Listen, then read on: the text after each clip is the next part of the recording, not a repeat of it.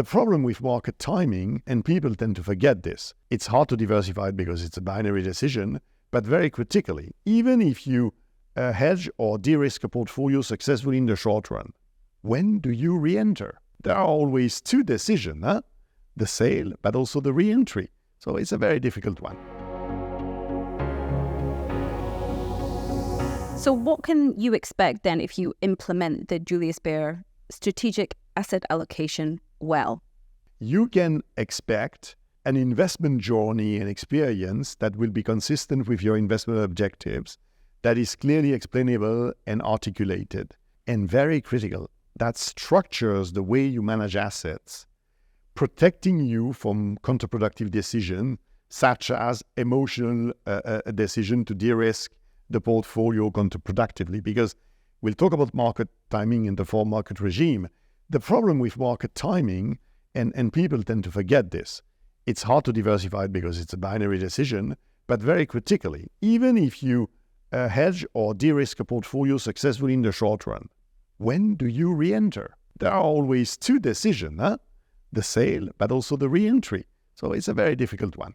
There's an additional problem for most investors. The large, very sophisticated ones have tools at their disposal that mitigate this, but very critically, when you change your portfolio, trading the underlying assets in a typical 5 or 10 million portfolio, you very quickly run, it depends on how the portfolio is built with what kind of instrument, but in particular, in portfolio that have direct securities in the portfolio construction, the fact that you change asset allocation through trades in the portfolio, cash instruments, leads to serious potential portfolio construction issues. In other words, you might hurt the portfolio construction of the portfolio, and therefore you can be right on the asset allocation decision, not so easy to begin with, but you can actually impact the portfolio negatively because you have caused an imbalance in the portfolio construction.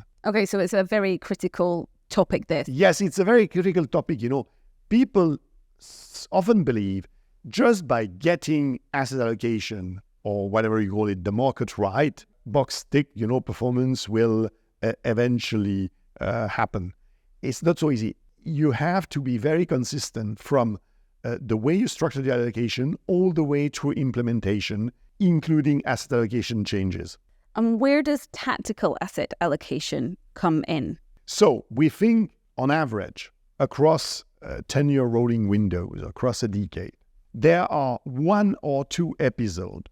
The typical example that comes to mind is the US recession, when you want to significantly change your portfolio risk exposure to a more defensive stance, for instance, in this case, in the expectation of a US economic downturn.